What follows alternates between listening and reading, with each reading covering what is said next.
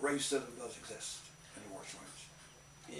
And it's This is not been called Father of American Jiu-Jitsu because basically, I was the first one to publicly do a Jiu-Jitsu exhibition in New York at the American Hotel. It was called The Orient versus America. Wow. It was the first time ever that Jiu-Jitsu was shown live and breathing. This, What year was it? This was 67. 1967. That's when I just put together a ninja team, and the rest is history.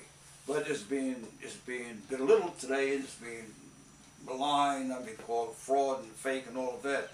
Despite the fact that the original members of that team are alive and well, and some are lawyers, some are doctors, some are heart surgeons, some are law enforcement guys. These are not fakes. These are guys that were there in their youth for that first. Some are authors for that first ever ninja exhibition in the Western world. And people, they try to belittle your accomplishments. Well, yeah, actually what's happening now that, in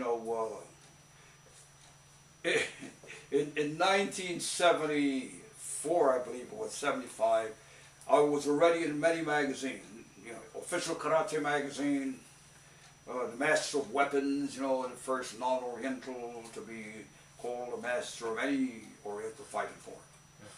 There was an Official Karate Magazine, 1969, and subsequently the other magazines began to write about me because of my exhibitions, like in Madison Square Garden, and appearing on NBC Sports World, ABC, CBS, all the major venues based upon my exhibitions at Madison Square Garden elsewhere. So it was widely over. So these institutions and the experts at the time called me the father of American Jiu-Jitsu.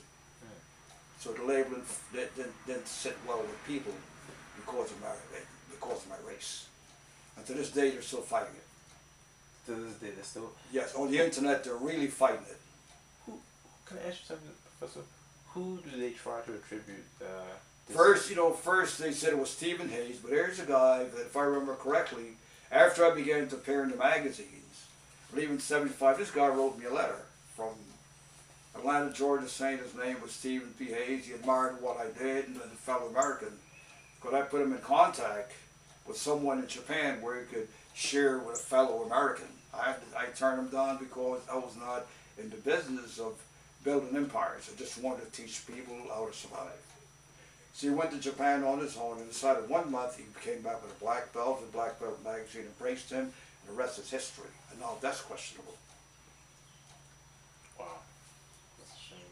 And it became an organization called the Bujinkan. They were going over to Japan, buying certificates and buying rank. They're now been in existence for the last 25 years and so. And they're the loudest critics and bigots that exist in all martial arts today, and they hide behind the internet. It's the type of people, particularly myself, because I'm black.